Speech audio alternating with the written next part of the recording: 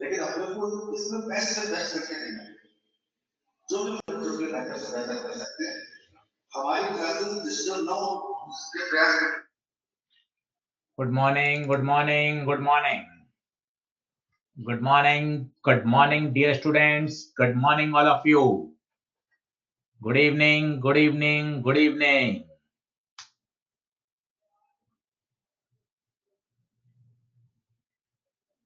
What about task? What about task?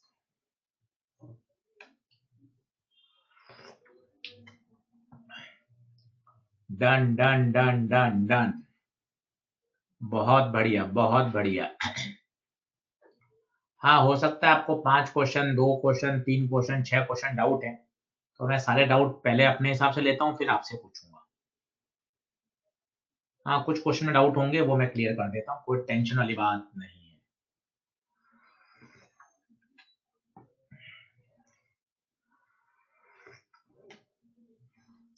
Offline classes होंगी, नहीं होंगी, क्या होगा, इसका सब शेड्यूल आपको 2 दिन में पता चल जाएगा।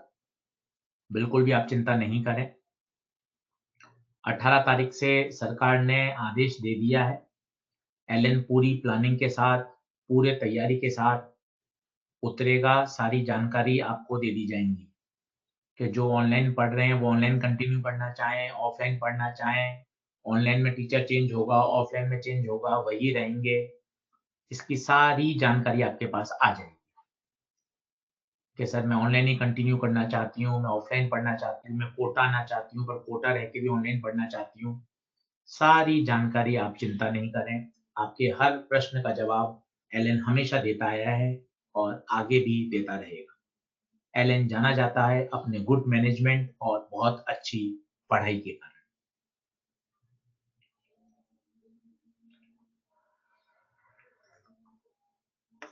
चलिए पढ़ाई चालू करें, पढ़ाई चालू करें। All done. चलिए, हाँ बिल्कुल, ऑफलाइन के बाद भी ऑनलाइन में आप ही पढ़ाओगे या आप ऑफलाइन में चले जाओगे, क्या होगा, सारे प्रश्नों का जवाब मिलेगा और सारे जवाब ऐसे मिलेंगे जो बच्चों के हित में होंगे। आपका कहीं भी किसी भी लेवल पे नुकसान नहीं होगा। आपको जिन टीचर से पढ़ना है वही टीचर आपको पढ़ाते रहेंगे।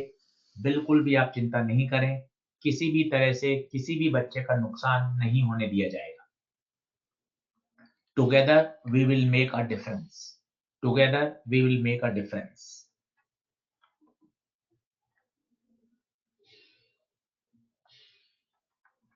आप कौन सी बिल्डिंग में पढ़ाओगे, कौन सी बिल्डिंग में अभी आप पढ़ा रहे हो, कहाँ होते हो, कैसे करोगे, इन सब बातों का जवाब अगले 2 दिन में आपके साथ शेयर कर दिया जाएगा।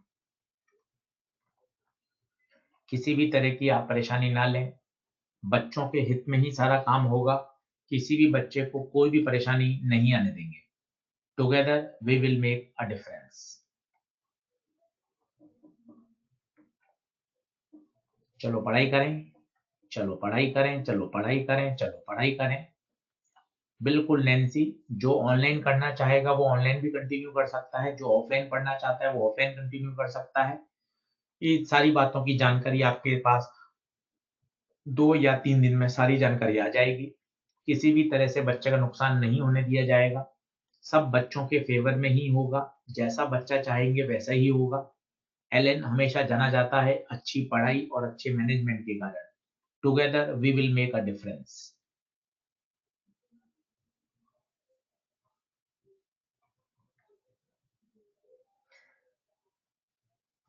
ऑनलाइन कंटिन्यू करना बेटर है या ऑफलाइन? अनुष्का जी, ये आपको डिसाइड करना पड़ेगा, आपको कहाँ अच्छा लग रहा है। दोनों ही अच्छे हैं, कहीं किसी तरह की कोई समस्या नहीं आने दी जाएगी। हमेशा बच्चों के हित में ही काम होगा। कई बच्चों को ऑनलाइन बेटर लगता है, कहीं बच्चों को ऑफलाइन बेटर लगता है। ये सबकी इंडिविजुअल चॉइस है, तो आप किसी भी तरह से परेशानी ना लें। सब अच्छा होगा, टीचर सारे आपको बेस्ट दिए जाएंगे। आप ऑनलाइन पढ़ाओगे, नहीं पढ़ाओगे, टीचर डिवाइड होंगे, कुछ भी नहीं होगा, सब अच्छा होगा। बिल्कुल भी चिंता नहीं करें। एलन जाना जाता है अपने अच्छे मैनेजमेंट और अच्छी पढ़ाई के कारण। Together we will make a difference.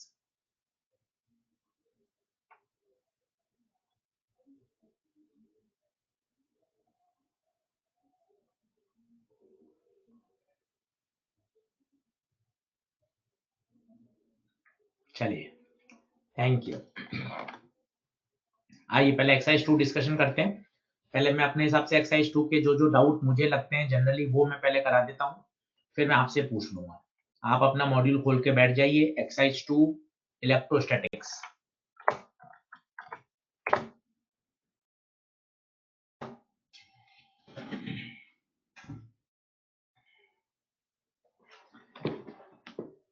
Is lying along, along का मतलब होता है थीटा 0।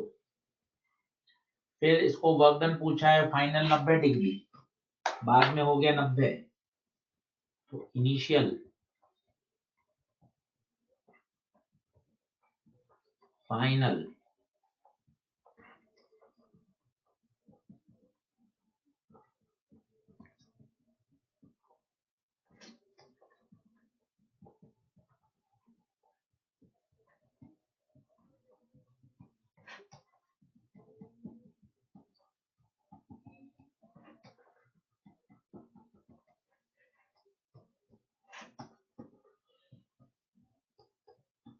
मेरे हिसाब से आपने कर लिया होगा।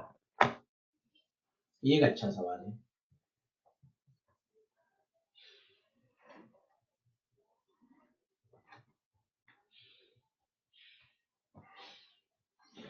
पहला चार्ज रखा है प्लस क्यू, 0 a यहां रखा है, ठीक है। दूसरा -2 क्यू यहाँ रखा है, 0 0 0 यहाँ रखा है ऑरिजिन पे। तीसरा कहाँ रखा है, ए पे रखा है, ए पे रखा है। अब आपको याद हो तो हमने ऐसा क्वेश्चन किया था, तो आप क्या करेंगे, इस -2q को ब्रेक करेंगे। कैसे, -q और -q, इससे क्या होगा बच्चों, एक डाइपोल तो ये बन जाएगा और एक डाइपोल ये बन जाएगा। इस -2q को क्या करना पड़ेगा, ब्रेक करना पड़ेगा, बस खत्म हो गया। अब देखिए डाइपोल रिएक्शन कहां से कहां होती है, माइनस से प्लस, माइनस से प्लस। एक तो ये होगा Q इंटू ए, एक ये होगा Q इंटू ए, तो रिजल्टेंट निकाल लो, under root of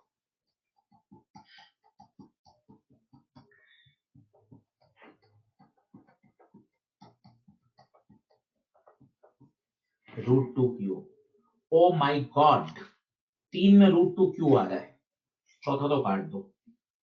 O my god, 3 में √2Q आ रहा है। अब आप सोचो कहाँ आ रहा है रिजल्टेंट, बिल्कुल बीच में आएगा, क्योंकि दोनों फोर्स बराबर है, डाइपोल मोमेंट बराबर है, तो बीच में आएगा इधर। एलोंग एक्स गलत, एलोंग वाई गलत, यही बचा। फिर भी समझना चाहिए ये क्या लिखा हुआ है तो समझें। ये लिखा हुआ है along the line joining 2 points, किस किस को, 0 0 और ए ए। जो 0 0 और ए को मिलाओगे तो ये लाइन कितना एंगल बनाएगी, ये ए, ये भी ए, ए बराबर है तो 45 डिग्री। तो ये देने का अंदाज है, वो डायरेक्ट 45 ना देकर उसने क्या बोल दिया, अ लाइन जॉइनिंग 0 0 ए। बहुत ही सुंदर अंदाज दिया इसने, line joining 0 0 and A, line joining 0 0 and A. तो वैसे भी आप सोच सकते थे एक ही ऑप्शन बचा, पर और अगर आप क्लियर समझना चाहें तो थर्ड ऑप्शन आएगा।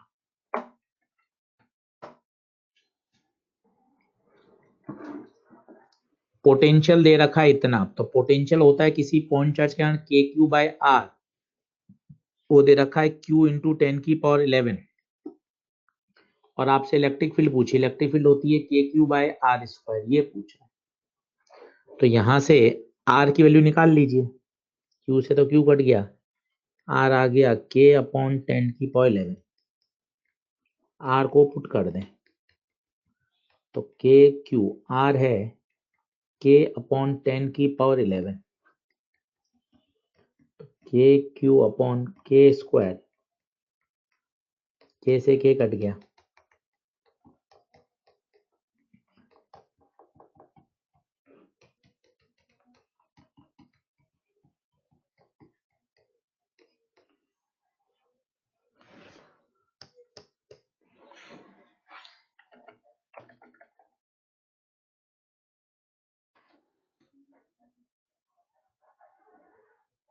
ठीक है दर्शी जैन, दर्शी जैन क्लियर हुआ, ये आपका डाउट था?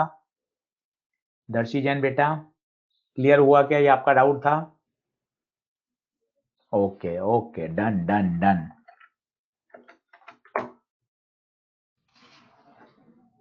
अभी मैं आपके डाउट बाद में लूंगा, पहले मैं अपने हिसाब से बता देता हूं, फिर आप अपने डाउट पूछिएगा, क्वेश्चन नंबर बताते जाइएगा, मैं करता जाऊंगा। पहले मैं अपने हिसाब से बता देता हूं। आपसे पूछा ए पे पोटेंशियल बताइए। अब ए पे बच्चों पोटेंशियल कौन कौन देगा? सारे चार्ज देंगे, सबके कारण लिख दीजिए। इसके कारण के क्यू बाय एल, इसके कारण के क्यू बाय एल, इसके कारण ये दूरी, ये 2l है, पाइथागोरस लगा दें तो √5l, इसके कारण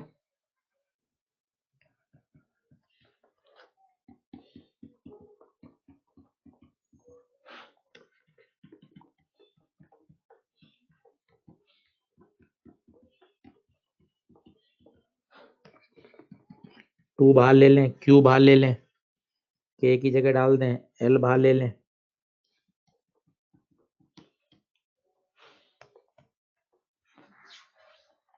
ये था क्या किसी का डाउट? ये था क्या किसी का doubt? Okay okay, done done done done done done done, बढ़िया बढ़िया बढ़िया बढ़िया बढ़िया।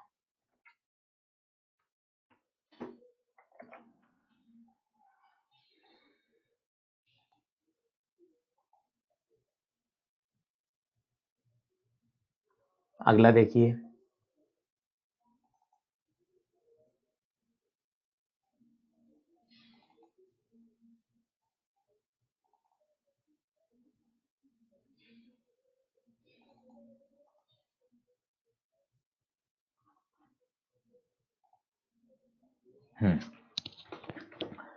कई बच्चों ने सवाल कर लिया, कई का डाउट होता है, कई तो होशियारी से कर लेते हैं। पता है होशियारी से कैसे करते हैं? एक सिंपल कंपेयर करके कर लेते हैं कई बच्चे तो। एक पुराना कॉन्सेप्ट होता है, अगर आपको याद हो, इलेक्ट्रिक फील्ड इनसाइड सॉलिड के एक फॉर्मूला बताया था मैंने आपको, रो r/3 ε0। रो होती है चार्ज डेंसिटी,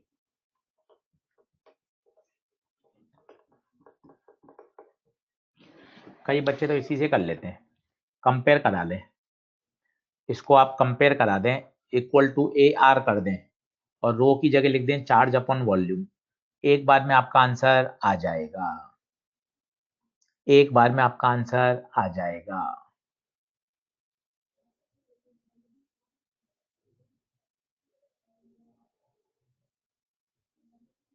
ये तो पहला तरीका है। दूसरा कि सर मैं इससे नहीं करना चाहती, तो फाई बराबर होता है Q enclose upon epsilon not. अगर किसी तरह से फाई आ जाए, फाई आ जाए तो आप उसको एप्सिलॉन नॉट से मल्टीप्लाई कर लोगे तो आंसर आ जाएगा। अगर फाई मिल जाए तो आप उसको एप्सिलॉन नॉट से मल्टीप्लाई कर लो तो भी आ जाएगा।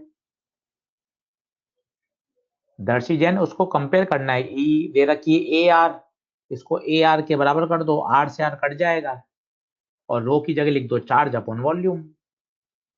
अब दूसरा मेथड देखें, फाई, फाई निकाल सकते हैं। फाई क्या होता है? फाई होता है E.A, फाई होता है E.A, E.A कर लीजिए। E आपको पता है, ए एरिया है 4πr², पूरे स्फीयर में पूछा है तो R की जगह A रख देंगे।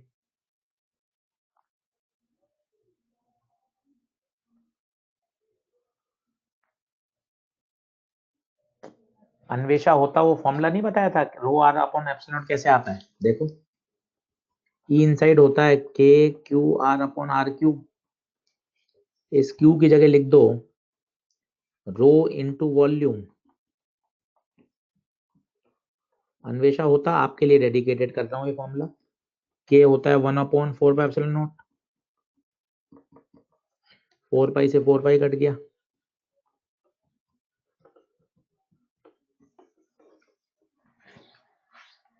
अन्वेषा होता बताइए, क्लियर हुआ आपको? अन्वेषा होता सही है, डन है क्या? अगला चलें। ये वाला डाउट है क्या? ये वाला डाउट है क्या? बना किसी से? इसकी लैंग्वेज बड़ी गड़बड़ है।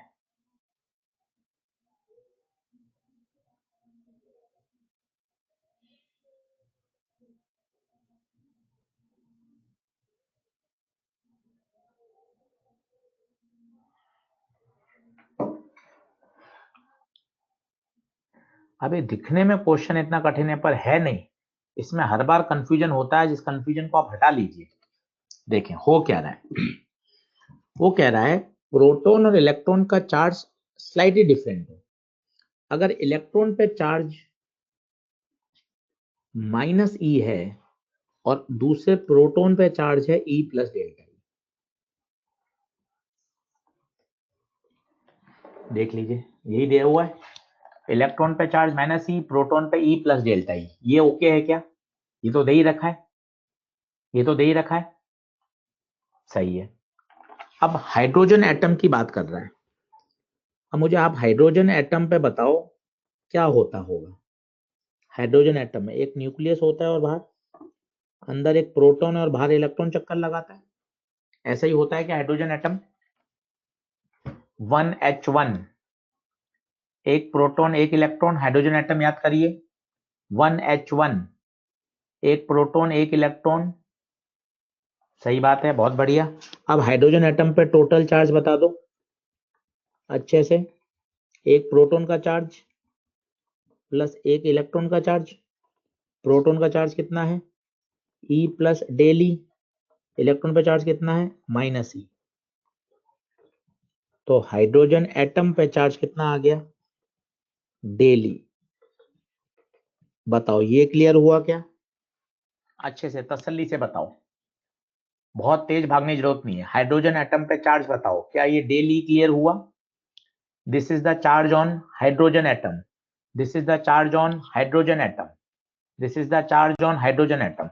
अब क्या होगा, दो हाइड्रोजन एटम है, इनके बीच की दूरी है डी, ये भी हाइड्रोजन का एटम है, ये भी हाइड्रोजन का एटम है, इस पे चार्ज है डेल ई, इस पे चार्ज है डेल ई, इसका मास है m, इसका मास भी m। तो देखिए दोनों प्लस प्लस हैं, तो कूलम्बिक के कारण प्लस प्लस तो रिपेल करेगा, F इलेक्ट्रो तो रिपेल करेगा, और दोनों मास ग्रेविटेशनल फोर्स के कारण क्या करेंगे अट्रैक्ट।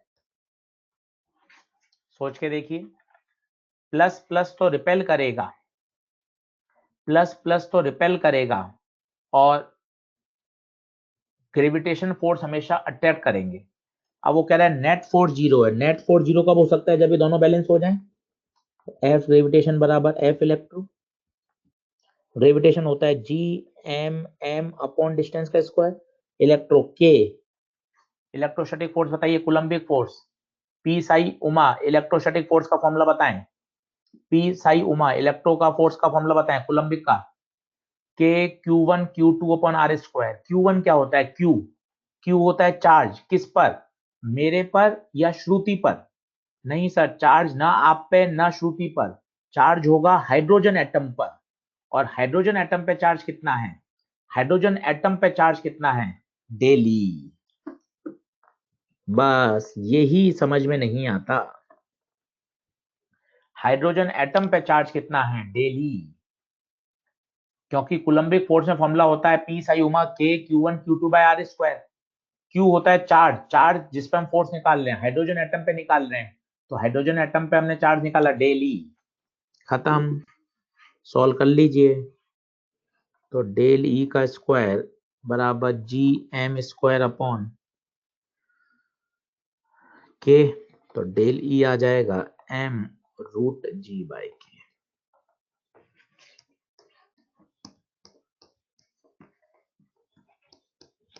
बताइए क्या कंफ्यूजन हटा इस सवाल पर? क्या कंफ्यूजन हटा? डेल ई कैसे आया ये पता चला? हाइड्रोजन एटम पे टोटल चार्ज डेल ई कैसे आया गरिमा ये पता चला? डेल ई हाइड्रोजन एटम पे total charge, charge on proton plus charge on electron.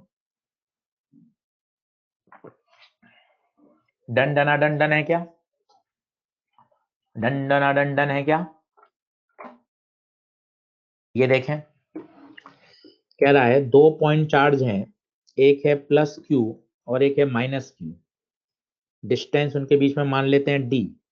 अभी फोर्स कितना होगा? के पहला चार्ज दूसरा चार्ज अपॉन डिस्टेंस का square minus k Q square by D square. ये पहले की बात। बाद में क्या किया? बाद में क्या किया? इसमें से 25% ट्रांसफर कर दिया। 25% मतलब 1/4। तो इसमें से तो 1/4 कम हो गया होगा और इसमें 1/4 ऐड हो गया होगा। यहां से रुपए छीन कर उसको दे दिया तो यहां तो 1/4 ऐड कम हो गया और वहां 1/4 बढ़ गया। तो अब नए चार्ज कितने हो पाएंगे? Q minus Q by 4, 3q/4। इसमें 4 एलसीएम लेंगे तो -4q प्लस, ये नए हो गए। अब नया फोर्स निकाल लो, एफ डैश के Q1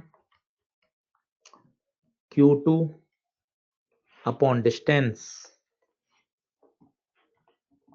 तो 3394416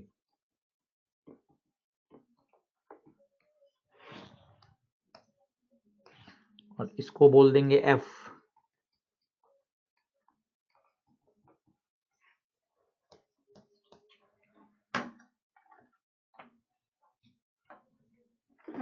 ये मैंने अपने हिसाब से एक्सरसाइज 2 के बता दिए। अब आप पूछें कौन सा सवाल मैं और करके बताऊं। अब आप एक्सरसाइज 2 खोलें और पूछें। पहले बात करता हूं 1 से लेके 7 तक। 127 127 127 127 ऑल डन है क्या? ठीक है। अब आइए अगले पेज पर 8 से लेके 15 तक। 8 से 15, 8वां बच्चे कह रहे हैं, 8वां। ठीक है। 8वां क्या कह रहा है? 2 positive ions each carrying a charge q are separated by distance d. If F is the force of repulsion between the ions, then the number of missing electron from each ion. ठीक है, तो 2 positive ions हैं, यहां कर देता हूं। तो ये 2 पॉजिटिव आयंस है जिनके बीच की दूरी है d और चार्ज है q। तो फोर्स कितना होगा? 1/4πε0 q square upon d square. तो यहां से q स्क्वायर निकालें तो आ जाएगा F 4πε0 d स्क्वायर। ठीक है, तो ये q आ गया। अब आप बताइए पॉजिटिव चार्ज आता कैसे है? पॉजिटिव चार्ज आता कैसे होगा? जब उसमें से आप इलेक्ट्रॉन निकालते होंगे। जब आप उसमें से इलेक्ट्रॉन निकालोगे तभी तो पॉजिटिव चार्ज आएगा, सीधी बात है, तभी तो पॉजिटिव चार्ज आएगा। जब आप उसमें से इलेक्ट्रॉन निकालोगे तभी तो बच्चों पॉजिटिव चार्ज आएगा। तो अब बताइए क्यू की जगह क्या कर दें? Ni लगा दो।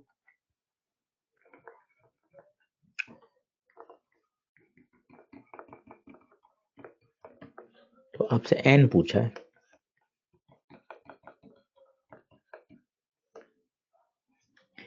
ई को अंदर डाल देंगे तो ई स्क्वायर बन जाएगा। ई को अंदर डाल दें तो ई स्क्वायर बन जाएगा। कौन सा ऑप्शन आ जाएगा बताइए? कौन सा ऑप्शन आ जाएगा? कौन सा ऑप्शन आ जाएगा बच्चों बता दें? फोर्थ सही है। और कोई 16 तक? और कोई 16 तक? ठीक है, अगला पेज खोलें। तीसरा पेज है 16 से लेकर 24, 16 से लेकर 24। 16 से लेकर 24। देव प्रभा कह रही है 21। देव प्रभा कह रही है 21। बेटा ये तो क्लास का सवाल है, वी दे रखा है और ई निकालना है। देव प्रभा जी ये सवाल मत पूछें बेटा, ये तो क्लास में करा रखा है बेटा, वी से ई। ऐसे 4 सवाल कराए थे, 4 होमवर्क में दिए थे। आपको कैलकुलेशन में दिक्कत हो सकती है तो उसके लिए आप सॉल्यूशन रेफर करें।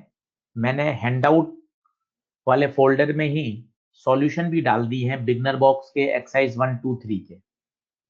ठीक है देव प्रभा, ओके बेटा, ये बेटा ऐसा हमने कर रखा है।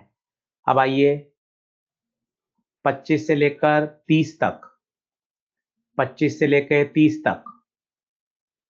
एनी डाउट बेटा? 29 29 29 29 कह रहे हैं बच्चे काफी मेरे। 29 बेटा 29 ऐसा कराया था क्या क्लास में? प्लीज मुझे गाइड करें, 29 क्लास में हो रखा है क्या? 29 प्लीज मुझे गाइड करें। हाँ जी सर हो गया, yes sir yes sir yes sir, please मुझे गाइड करें 29 हैंडआउट में। Yes sir done done done, yes sir yes sir, ठीक है ओके। तो जिन्होंने 29 पूछा है प्लीज आप हैंडआउट रेफर कर लीजिए, प्लीज आप हैंडआउट रेफर कर लीजिए। आगे लास्ट पेज में आइए, लास्ट पेज में बताइए कौन सा नंबर रह गया, लास्ट पेज में बता दीजिए कौन सा है, लास्ट पेज में कौन सा है? एक ही क्वेश्चन है 31। ठीक है 31 बताइए, 31 ऑल डन। ठीक है अब बताइए क्या एक्सरसाइज 2 कंप्लीट है क्या? डन डना डन डन, एक्सरसाइज 2 डन।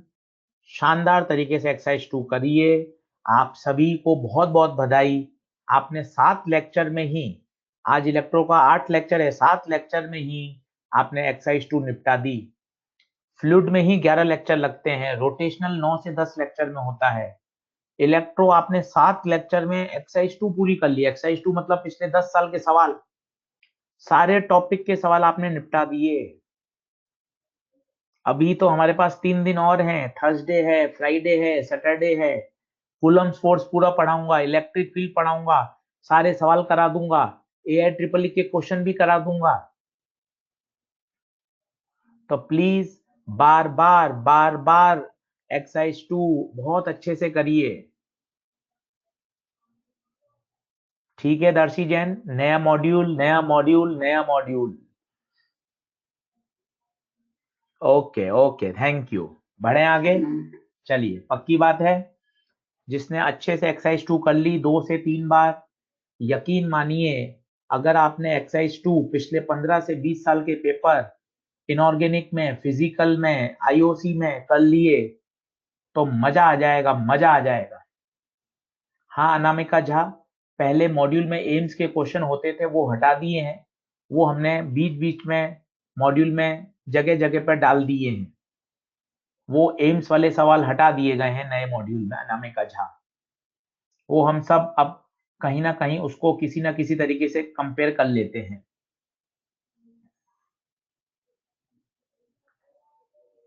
आप कहें तो मैं आगे बढ़ूं, आप कहें तो मैं आगे बढ़ूं। डन डना डन डन है क्या? एक्सरसाइज 2 शानदार बनाइए।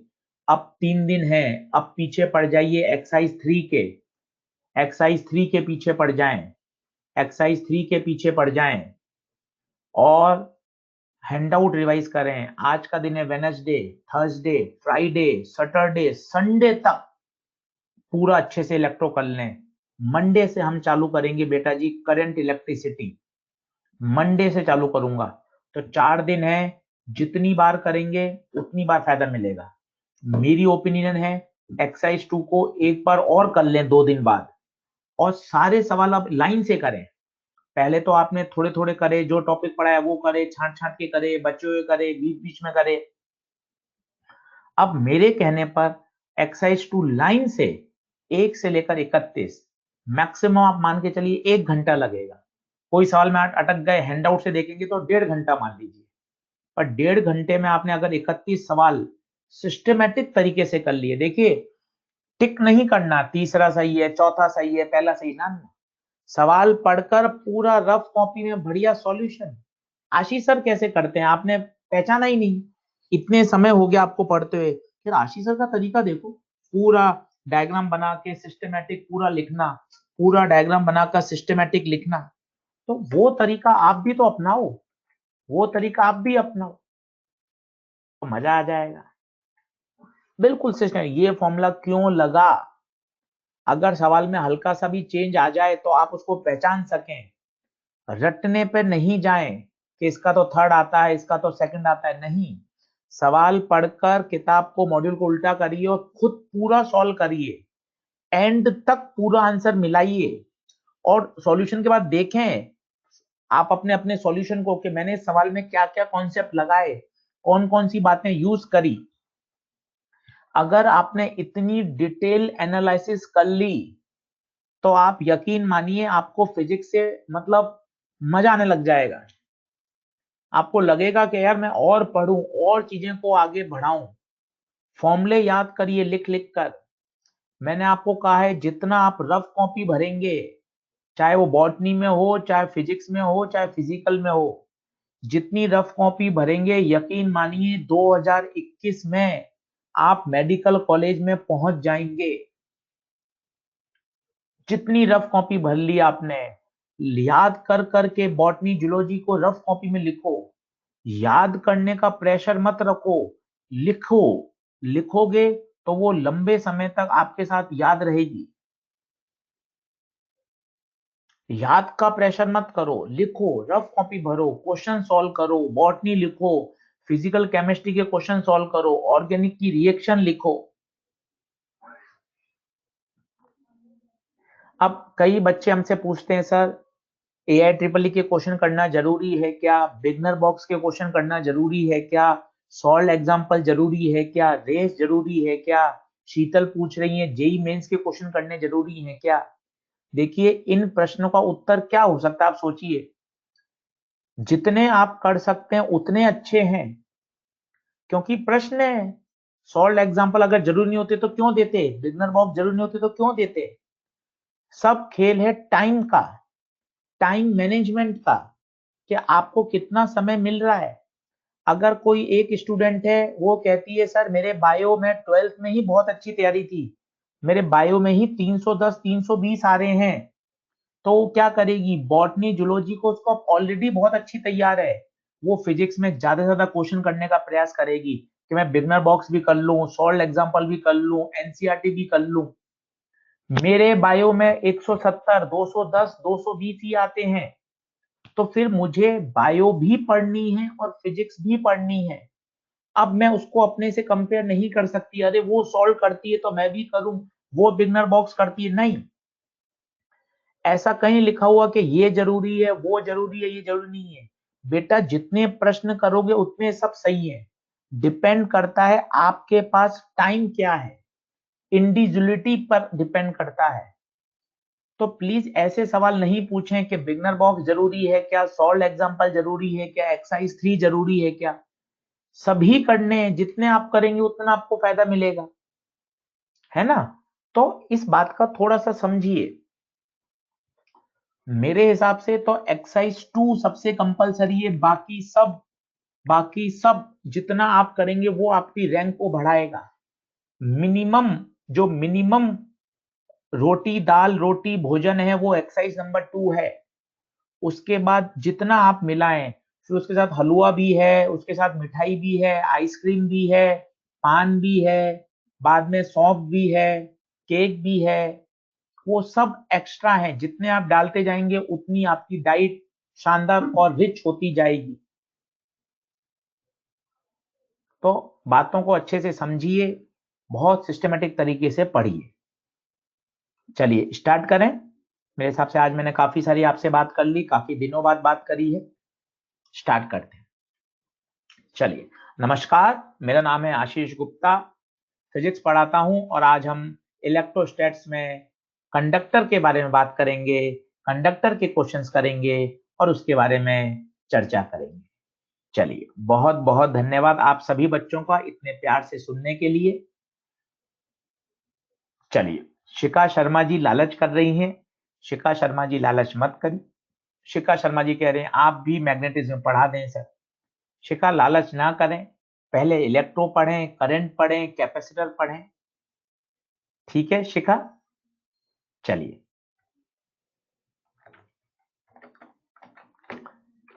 एक कल के क्वेश्चन से रिवीजन चालू करते हैं। जल्दी से पहले क्वेश्चन करके बताइए। आपसे पूछा गया इंडिविजुअल सरफेसेस में आने वाला चार्ज बताइए। फटाफट फटाफट फटाफट करिए। इंडिविजुअल सरफेसेस पर आने वाला चार्ज बताएं।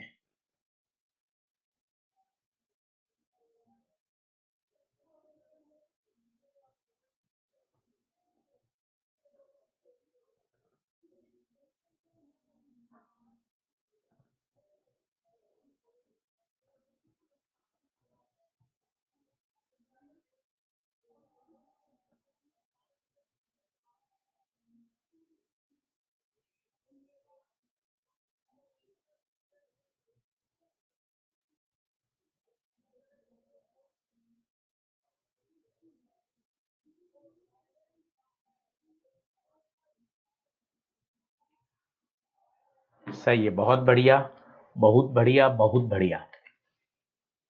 देखें, तो मैंने आपको सिखाया है और आपको हमेशा प्यार से समझाया है, आउटर सरफेस पे जो चार्ज होता है वो होता है टोटल चार्ज बटा 2, Q plus 2Q/2 that is 3Q/2। तो यहां आ जाएगा 3Q/2, यहां आ जाएगा 3Q/2। अब 2Q में से 3Q/2 यहां आ गया, तो बचा कितना? बचा कितना? तो 2Q माइनस 3Q/2।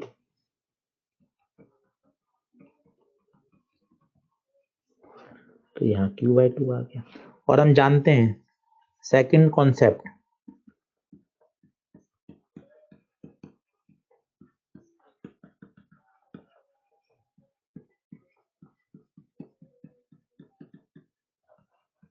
आमने सामने इक्वल एंड अपोजिट आते हैं।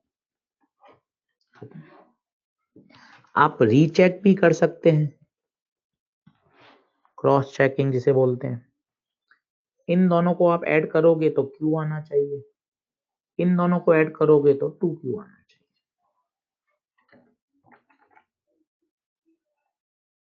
डंडना डंडन डंडना डंडन डंडना डंडन।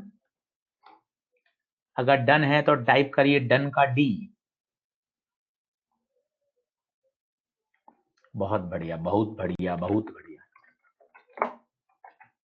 ये कल मैंने आपको सिखाया था, आज फिर लिखना सिखाता हूं। जब तक आप स्फेरिकल का पोटेंशियल लिखना नहीं सीखेंगे आप परेशान होते रहेंगे। ये फिर सिखा रहा हूं और कल थर्सडे को फिर सिखा दूंगा, क्योंकि इसमें आप परेशानी होती है बच्चे को, ये हमें बात पता है। इसलिए हम खुद 3 दिन पढ़ाते हैं, हमें पता है ना, इतने साल हो गए हमें पढ़ाते हुए, तो हमने बच्चों की चीजें पकड़ ली कि अच्छा बच्चा कहाँ ये बात समझने में परेशानी होता है, तो वो चीज एक दिन क्यों पढ़ाओ, 3 दिन सिखाओ थोड़ी थोड़ी थोड़ी थोड़ी, तो धीरे धीरे बच्चा कंफर्टेबल हो जाएगा। बस खत्म। अब देखो फिर से सीखो।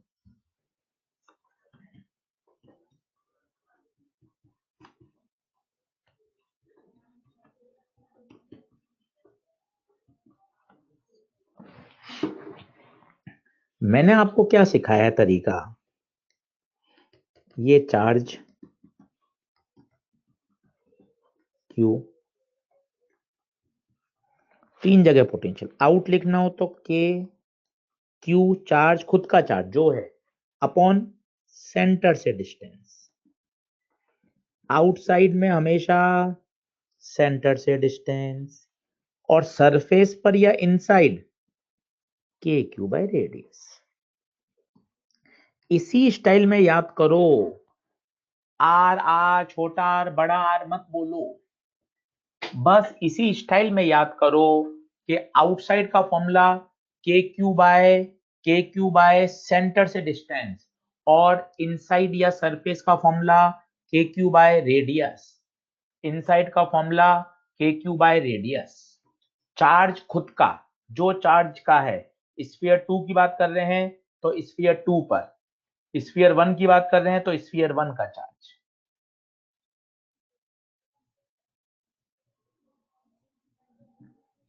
ये तरीका बहुत आसान है, बहुत जबरदस्त है, इसमें आप परेशान नहीं होते।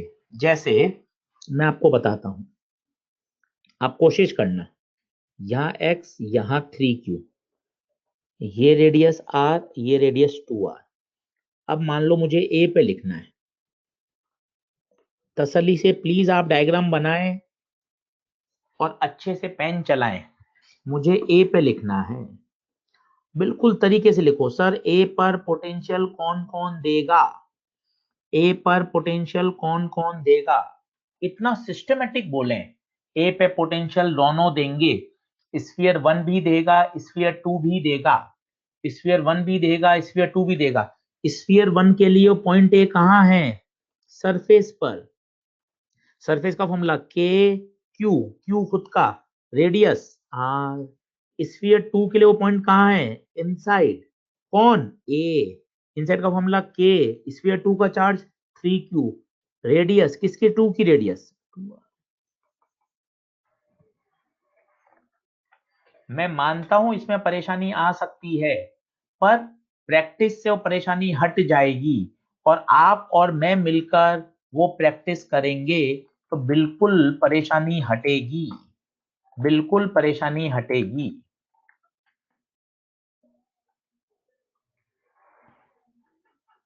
बस तरीके से बोलो, आउटसाइड का फॉर्मूला के क्यू बाय सेंटर से डिस्टेंस। क्यू किसका लेंगे, खुद का। स्फीयर 1 का ले रहे हो तो स्फीयर 1 का ही चार्ज, स्फीयर 2 का लिख रहे हो तो स्फीयर 2 का ही चार्ज।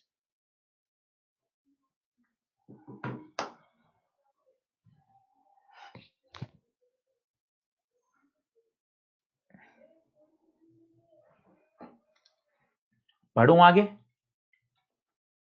चलो एक बार और मेहनत कर लीजिए और इसका डर हटा दीजिए, एक बार और मेहनत कर लेते हैं।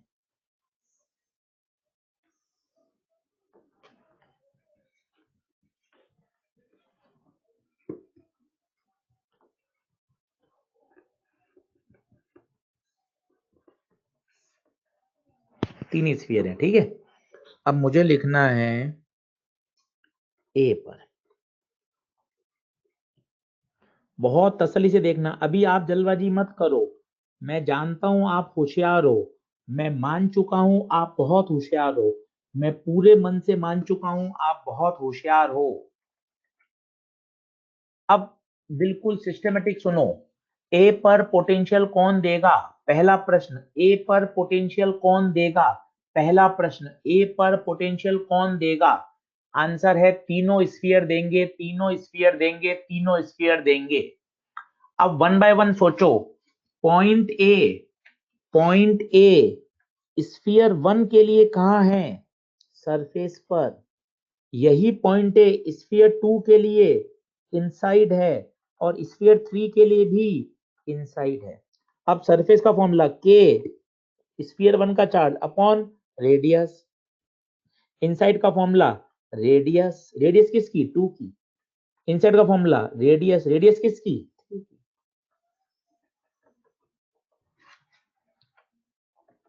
आएगा, आएगा, धैर्य रखिए, पेशेंस रखिए, प्रैक्टिस करिए, भगवान पर भरोसा रखिए, माता पिता का साथ रखिए, बिल्कुल आएगा, बिल्कुल आएगा। प्रैक्टिस से सब समझ में आता है, बिल्कुल सिस्टमेटिक कि सर इस पॉइंट पर पोटेंशियल कौन देगा। आंसर इस तीनों देंगे। फिर सोचो ये पॉइंट स्फीयर 1 के लिए कहां है, आओ पूरा सेंटेंस बोलें। पॉइंट ए स्फीयर 1 के सरफेस पर है, पॉइंट 2, पॉइंट ए स्फीयर 2 के लिए इनसाइड है, पॉइंट ए स्फीयर 3 के लिए भी इनसाइड है। डंडना डंडन, डंडना डंडन, डंडना डंडन। अब मान लो सी पे लिखना है, आओ मेरे प्यारे बच्चों सी पे लिखते हैं, तो सी पे तीनों स्फीयर देंगे। आओ मेरे प्यारे बच्चों सी पर लिखते हैं, आओ मेरे प्यारे बच्चों सी पे लिखते हैं, तो सी पर तीनों देंगे, तीनों देंगे। तो बताइए ए के लिए कहां है, ए के लिए स्फीयर 1 के लिए आउट है, स्फीयर 2 के लिए भी आउट है, स्फीयर 3 के सरफेस पर है। आउट का फॉर्मूला क्या होता है, के क्यू बाय सेंटर से दूरी, हमेशा सेंटर से नापेंगे, सेंटर से दूरी बताइए सी। आउट का फॉर्मूला के क्यू बाय सेंटर से, हमेशा सेंटर से दूरी सी, और सरफेस का रेडियस, तीसरे की रेडियस सी, तीनों में सी आएगा, तीनों में सी आएगा, डंडना डंडन है क्या, तीनों में सी आएगा।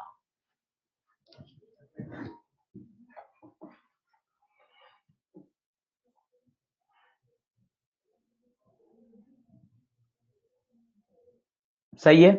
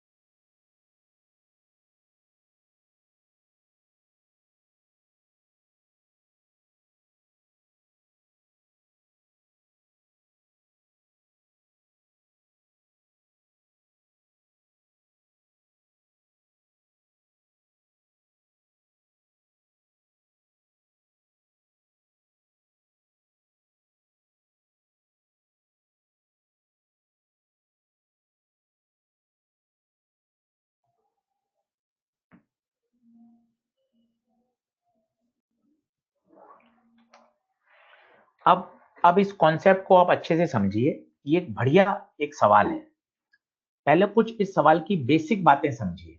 क्या मैं विजिबल हूं, क्या मैं दिख रहा हूं, क्या आप मुझे देख पा रही हैं, क्या आप मुझे देख पा रही हैं?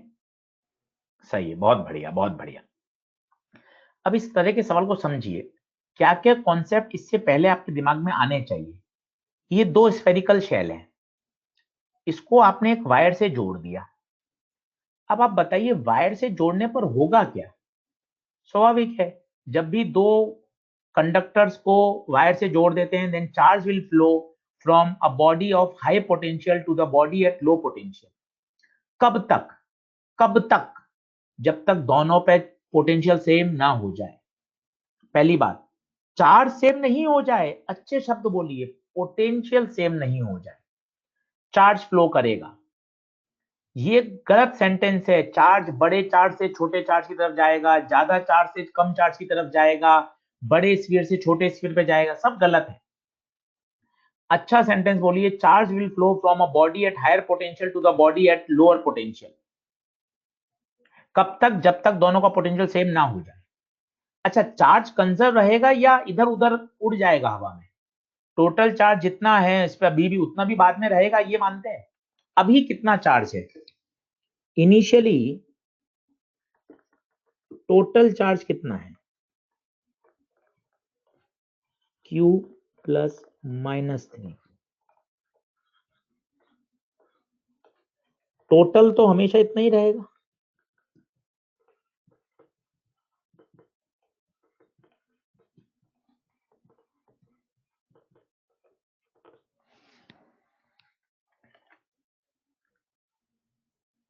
ये बातें सब क्लियर हैं?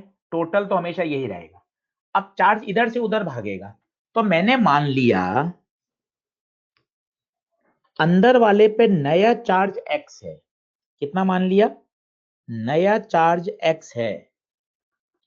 तो बताइए बाहर वाले पे कितना होगा। ये बिल्कुल वैसा ही सवाल है।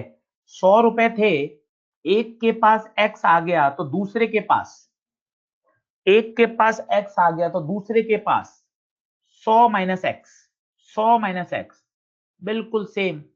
अंदर x आ गया तो बाहर -2q माइनस एक्स होगा। फिर से दोनों को ऐड करके देख लो, फिर से दोनों को ऐड करके देख लो।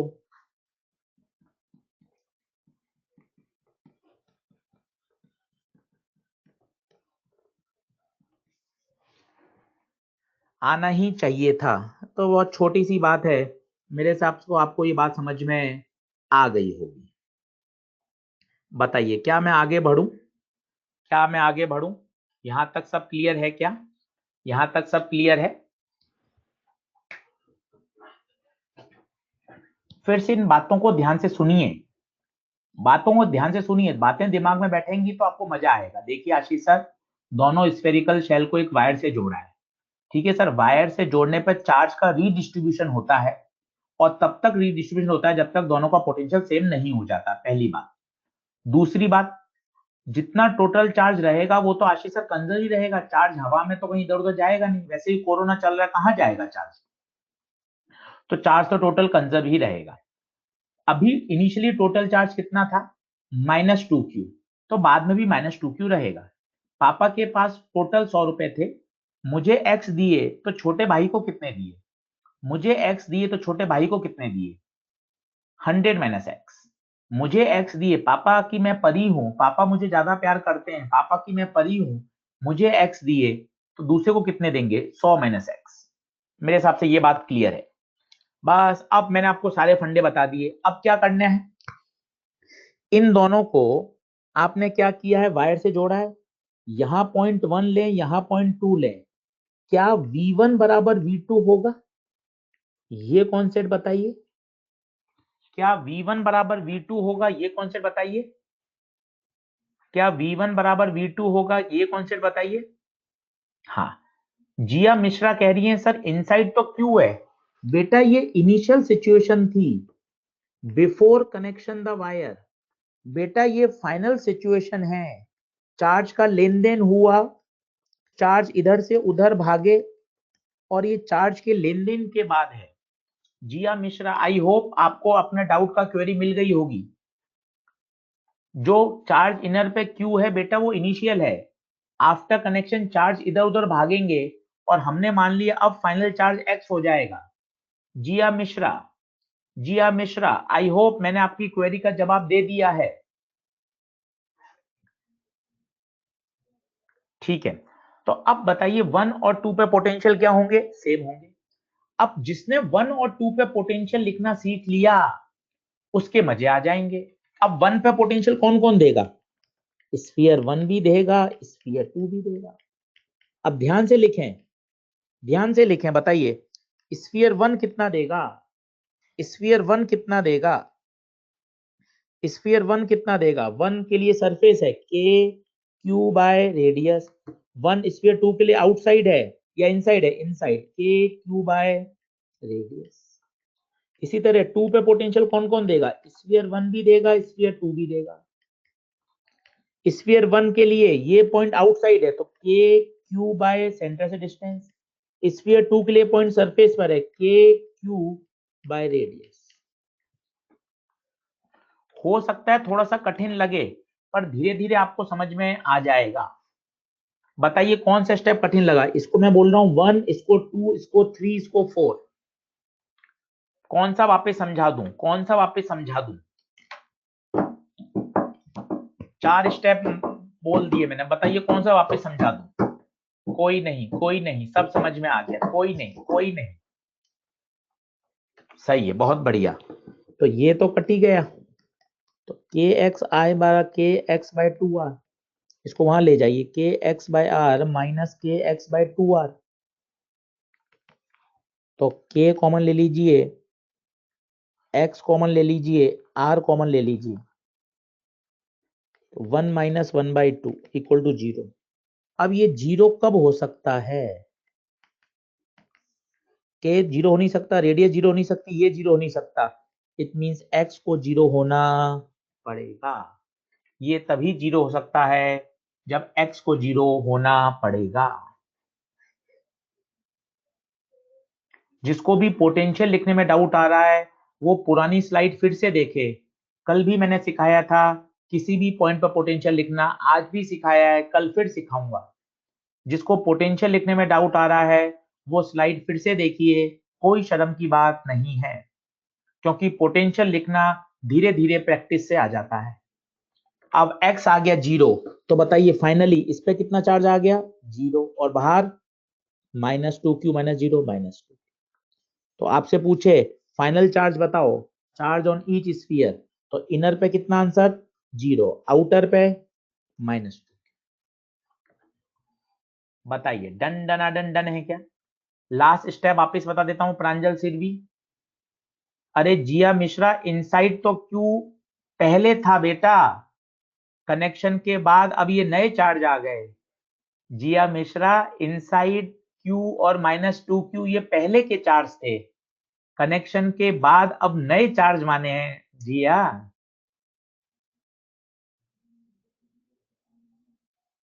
जिया मिश्रा एक ही बात पे अटक गई, इनसाइड तो Q है।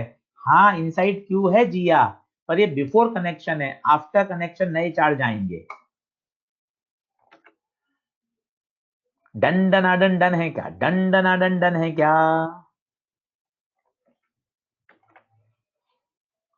बिल्कुल आ जाएगा, आप चिंता ही नहीं करें, बिल्कुल आएगा, बिल्कुल आएगा। पोटेंशियल लिखना सीख लेंगे ना तो बात बन जाएगी। पोटेंशियल लिखना सीख लें, बार बार पोटेंशियल लिखना सीखें। कैसे लिखा जाएगा? आउटसाइड, सरफेस पर, इनसाइड, वो इंपॉर्टेंट है।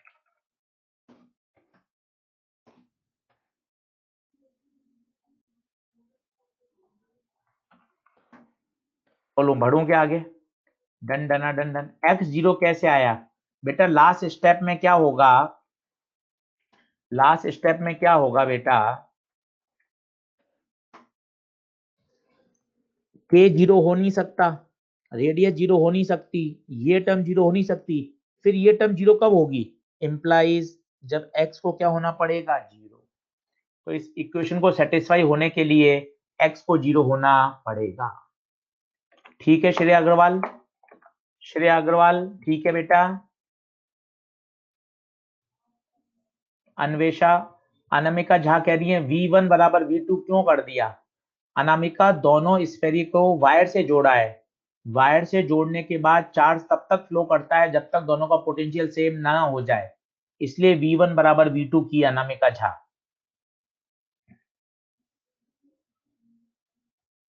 चलिए अब बात करते हैं, अब बात करते हैं अर्थिंग की। अर्थिंग क्या होता है? अर्थिंग का मतलब होता है अर्थ से कनेक्ट करना, अर्थ से कनेक्ट करना। और याद करिए द पोटेंशियल ऑफ अर्थ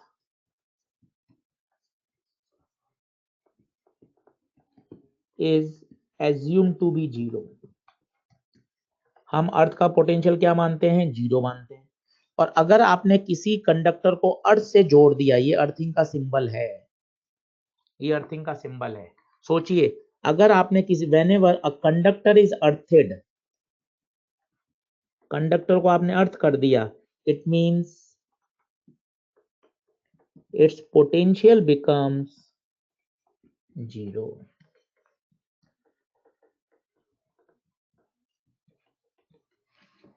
बात वही है, जब भी हम वायर से जोड़ते हैं तो पोटेंशियल सेम हो जाता है। अब अर्थ का तो पोटेंशियल 0 है, तो किसी भी कंडक्टर को आप अर्थ से जोड़ोगे तो चार्ज का लेन देन इस प्रकार होगा कि उस कंडक्टर का पोटेंशियल क्या हो जाएगा? 0।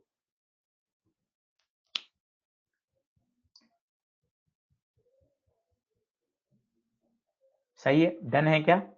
बढ़ूं आगे? हाँ प्रांजल सिरवी। चलिए अब कुछ अर्थिंग के सवाल कर लेते हैं। दो मेरे पास अर्थिंग के सवाल हैं बड़े फेमस, ये एक मैं करूंगा, एक आप कर लीजिएगा। तो 2 आप कर लेंगे अच्छे से, एक और ये वाला कर लेंगे तो मजा आ जाएगा। चलिए बढ़े आगे। अर्थ का पोटेंशियल एज्यूम टू बी 0 होता है, साक्षी कटारे।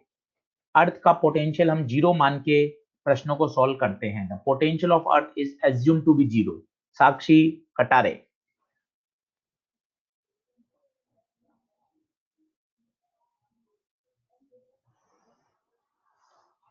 ओके चलिए अब देखना, अच्छे से शब्दों को समझना।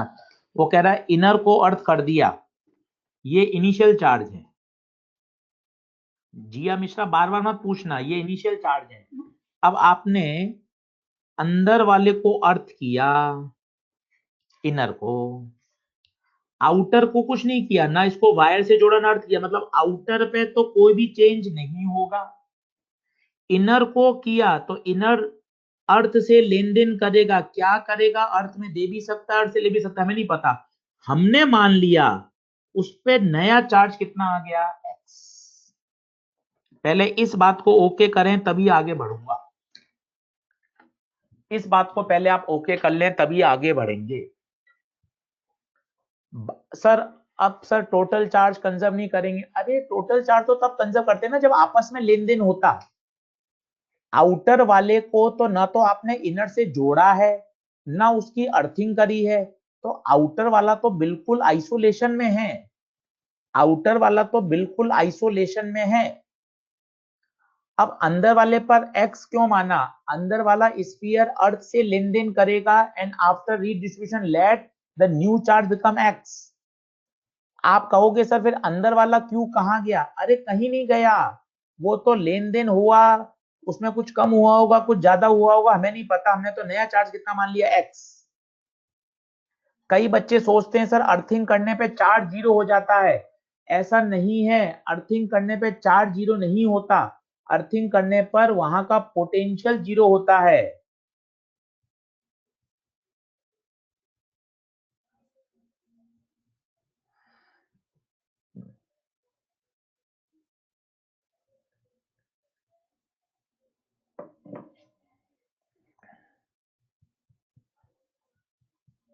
सही है। सौम्या गहलोत 0 नहीं आएगा बेटा, अर्थिंग करने पे चार्ज 0 नहीं होता, अर्थिंग करने पर पोटेंशियल 0 होता है। चार्ज कितना होगा हमें नहीं पता, हमने x मान लिया। अगर 0 आएगा तो अच्छी बात है, नहीं आएगा तो बहुत अच्छी बात है। पोटेंशियल 0 होता है। बोलिए डन है क्या यहां तक, बढ़ू आगे, ठीक है। तो मैंने यहां पॉइंट ले लिया ए। अब पहला कॉन्सेप्ट वो देखते जाइए आप। पहला कॉन्सेप्ट ए पर पोटेंशियल 0 होगा, इसमें हाँ भरिए, धीरे धीरे आगे हाँ भरिए। क्या ए का पोटेंशियल 0 होगा, बिकॉज आपने उसको अर्थ कर दिया, अर्थ करने पे पोटेंशियल 0 होता है, बहुत बढ़िया। अब ए पे पोटेंशियल कौन कौन देगा, आशीष सर स्फीयर 1 भी देगा और स्फीयर 2 भी देगा, स्फीयर 1 भी देगा, स्फीयर 2 भी देगा। स्फीयर 1 के लिए ये सरफेस पर है, सरफेस का फॉर्मूला होता है के क्यू बाय रेडियस, जबकि स्फीयर 2 के लिए ये इनसाइड है और इनसाइड का फॉर्मूला होता है के क्यू बाय रेडियस, क्यू 2 का रेडियस भी 2 की, खत्म। बार बार घर पर प्रैक्टिस करेंगे तो बिल्कुल आएगा, घबराने की कहीं बात नहीं है।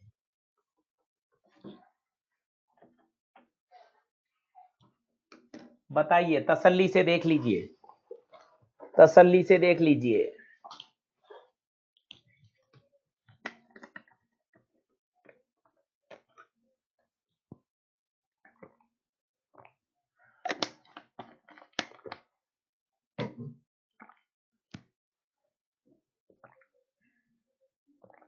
डन है क्या, चलिए एक और करते हैं। आउटर शेल पर का चार्ज चेंज नहीं होगा, पोटेंशियल तो बदल ही जाएगा सीमा चौधरी, पोटेंशियल तो बदलेगा ही क्योंकि अंदर वाले पे चार्ज बदल गया। पर हम उसकी चर्चा क्यों करें, हमसे पूछा ही नहीं गया, हमें तो अंदर वाले पे चार्ज पूछा है। आइए सारे कॉन्सेप्ट्स को एक बार और रिव्यू कर लेते हैं ताकि मन खुश हो जाए। आइए सभी कॉन्सेप्ट को एक बार रिव्यू कर लेते हैं। पहला कॉन्सेप्ट, पहला सुनिए, पहला सुनिए, जब भी किसी कंडक्टर को अर्थ कर दिया जाता है तो उसका पोटेंशियल जीरो हो जाता है। जब भी किसी कंडक्टर को अर्थ कर दिया जाता है तो उसका पोटेंशियल जीरो हो जाता है। याद रखिए, पोटेंशियल जीरो होता है, चार्ज जीरो नहीं होता। जब भी किसी कंडक्टर को अर्थ कर दिया जाता है तो उसका पोटेंशियल जीरो हो जाता है। ये कॉन्सेप्ट नंबर 1, ये कॉन्सेप्ट नंबर 1 डन है क्या? डन है क्या? चलिए सेकंड, सेकंड कॉन्सेप्ट सुनिए। जिसको भी आपने अर्थिंग करी है वो अर्थ से चार्ज का लेन देन करेगा। क्या करेगा हमें नहीं पता, वो अर्थ में दे भी सकता है, अर्थ से ले भी सकता है। सेकंड कॉन्सेप्ट, जिसकी भी आपने अर्थिंग करी है वो चार्ज का लेन देन करेगा। वो अर्थ से चार्ज ले भी सकता है, अर्थ को चार्ज दे भी सकता है। तो हमेशा आपने जिसकी अर्थिंग करी उस पर नया चार्ज एक्स मान लिया करें, पुराने चार्ज को दिमाग से हटा दें। वो इधर उधर चला गया वो हमें नहीं पता, हम नया चार्ज मान लें एक्स। बताइए सेकंड कॉन्सेप्ट क्लियर है क्या? सेकंड कॉन्सेप्ट क्लियर है क्या? डन डनाडन डन, डन डनाडन डन, डन डनाडन डन। चलिए अगला देखें।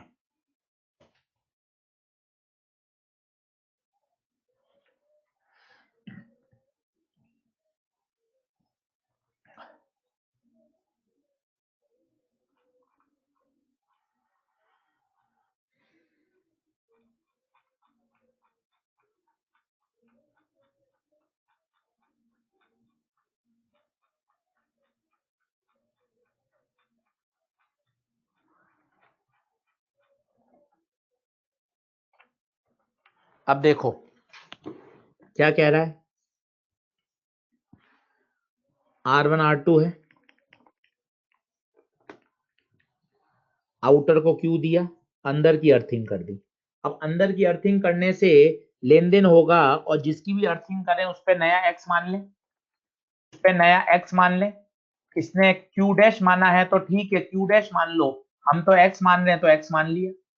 बाहर वाले पे कोई चेंज नहीं होगा। क्यों हो पूरा देश जानना चाहता है बाहर वाले पे चार्ज क्यों नहीं चेंज होगा। तो आपका आंसर हो, सर मैंने बाहर वाले के साथ कोई छेड़छाड़ नहीं करी, ना उसको अर्थिंग किया है ना उसको इनर से जोड़ा है, इसलिए बाहर वाले पे कोई चेंज नहीं होगा। तो पूरा देश जानना चाहता है बाहर वाले शेल पर चेंज क्यों नहीं होगा।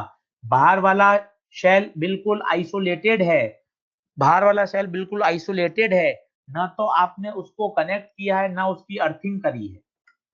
बस खत्म। अब क्या करें, यहां पे एक पॉइंट ले लें, यहां पर एक पॉइंट ले लें। ये स्फीयर 1, ये स्फीयर 2। तो पॉइंट ए पे जीरो पोटेंशियल, ए पे कौन कौन देगा? स्फीयर 1 के कारण भी आएगा, स्फीयर 2 के कारण भी आएगा। 1 के लिए कहाँ है, ये सरफेस पर है, और 2 के लिए कहाँ है, इनसाइड है। तो सरफेस का फॉर्मूला होता है के क्यू बाय रेडियस, इनसाइड का होता है के क्यू बाय रेडियस। तो k x by r one equal to minus k q by r two, k से के कट जाएगा, x minus q r one by r two.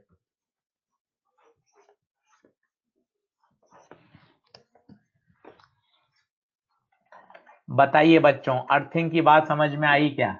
बताइए बच्चों, खुलकर बताओ, अर्थिंग की बात समझ में आई क्या? डर हटा क्या बच्चों अर्थिंग का?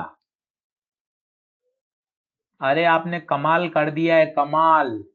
6 दिन में आपने इलेक्ट्रो की एक्सरसाइज 2 कर दी, इससे बड़ा कमाल क्या होगा सोचो।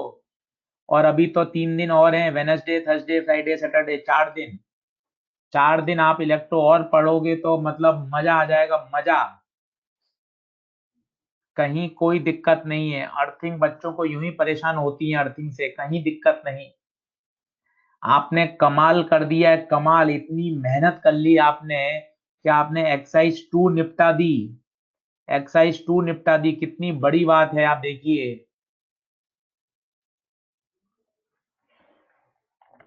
चलिए एक अगला सवाल करते हैं। ये आईआईटी का वैसे एग्जाम्पल था, आईआईटी में आया हुआ था, हमने अपने सॉल्व एग्जाम्पल में दिया है और एक बार एम्स में भी आया है, एक बार एम्स में भी आया है, सॉल्व एग्जाम्पल भी है अपने एम्स में भी आया हुआ है। आइए कर लेते हैं, कहीं डरने की बात नहीं है। पहले आप पढ़ लीजिए। सबसे पहली इसमें समस्या है, इसने चार्ज नहीं दिया, इसने सिग्मा दे दिया। हमें तो जो फॉर्मूले याद होते हैं वो चार्ज के रूप में याद होते हैं, तो आप चाहें तो सिग्मा को चार्ज से कन्वर्ट कर लीजिए, ज्यादा अच्छा है। सिग्मा को आप चार्ज से कन्वर्ट कर लीजिए, ज्यादा अच्छा है। कई बच्चे तो सिग्मा को चार्ज से कन्वर्ट कर लेते हैं, कई फॉर्मूला ही चेंज कर देते हैं।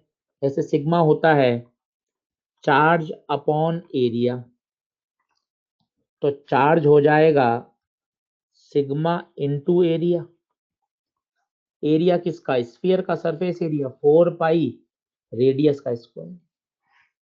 तो फॉर्मूला चेंज कर देते हैं कहीं, तो इनसाइड और सरफेस का फॉर्मूला आपने याद किया था के क्यू बाय रेडियस, तो के क्यू की जगह रख दिया सिग्मा 4 पाई आर स्क्वायर, फिर के की जगह रख दिया 1/4 पाई एप्सिलॉन नॉट। एक आर से आर तो कट ही गया।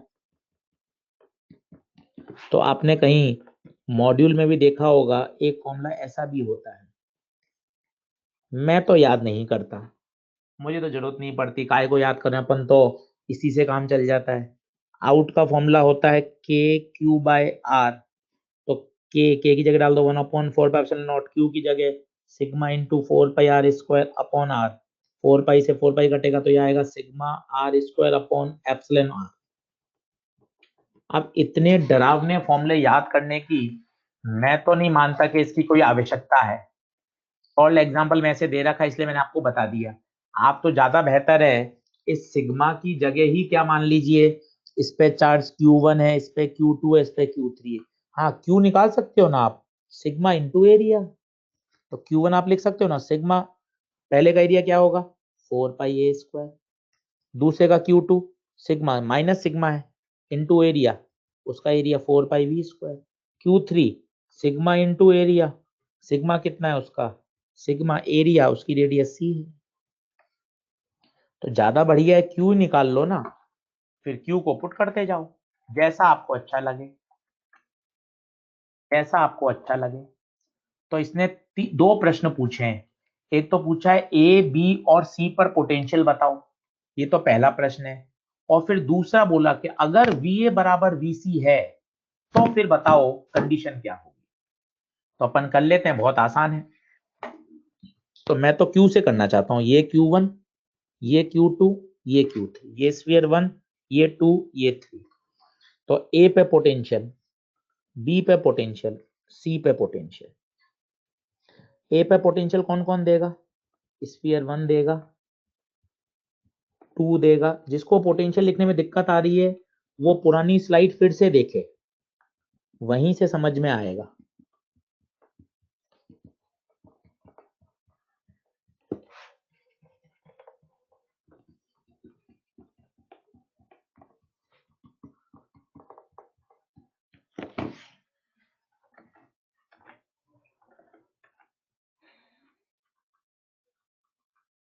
इशिका सक्सेना जी, आपने सवाल पूछा था, देखो अब आ जाएगा। इशिका सक्सेना, आपने बेटा ये सवाल पूछा था, अब हो जाएगा बेटा। बेटा इशिका, चलो ठीक है। अब देखना फॉर्मूला वही है, अगर इनसाइड और सरफेस पे हो तो के क्यू बाय रेडियस, अगर इनसाइड और सरफेस पे हो तो के क्यू बाय रेडियस, और आउटसाइड हो तो के क्यू बाय सेंटर से डिस्टेंस। बस ये लगाइएगा, ठीक है, और मस्त रहिएगा। स्फीयर 1 के लिए सरफेस पर है तो के क्यू बाय रेडियस, 2 के लिए पॉइंट ए इनसाइड है के क्यू बाय रेडियस, 3 के लिए भी इनसाइड है के क्यू बाय रेडियस, खत्म। 1 के लिए पॉइंट बी आउटसाइड है के क्यू बाय सेंटर से डिस्टेंस, सेंटर से डिस्टेंस बी। 2 के लिए सरफेस पर है के क्यू बाय रेडियस, 3 के लिए इनसाइड है के क्यू बाय रेडियस। 1 के लिए आउटसाइड है के क्यू बाय सेंटर से डिस्टेंस सी, 2 के लिए भी आउटसाइड है के क्यू बाय सेंटर से डिस्टेंस, 3 के लिए सरफेस पर है। बता दीजिए। मैंने तो धमाधम लिख दिया, शायद आपके ऊपर से चला गया होगा, मुझे पूरी आशा है।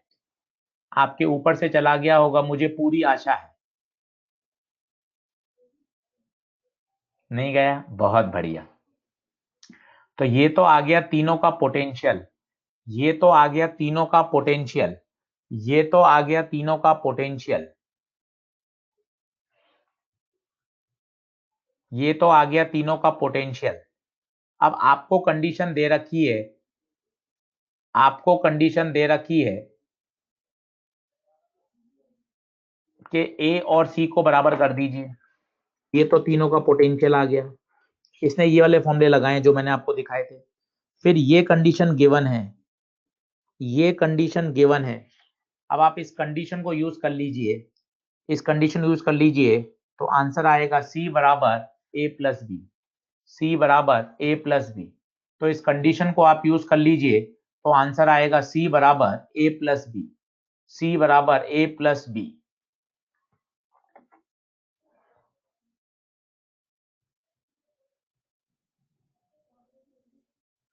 डन डना डन डन है क्या? डन डना डन डन है क्या?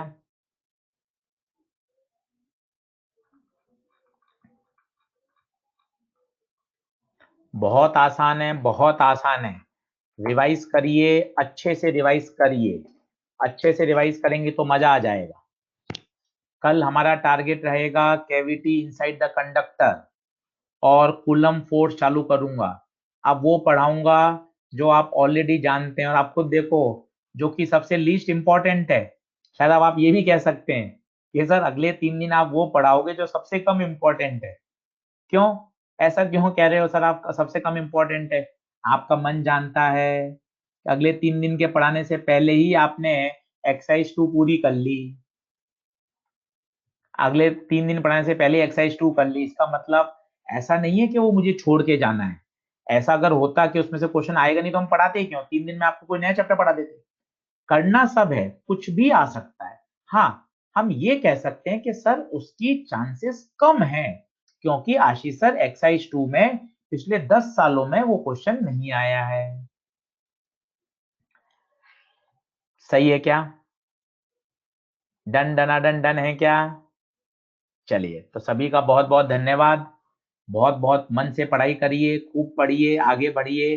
कल हम कूलम्स लॉ पढ़ेंगे और उसके खूब सारे क्वेश्चंस करेंगे। धन्यवाद।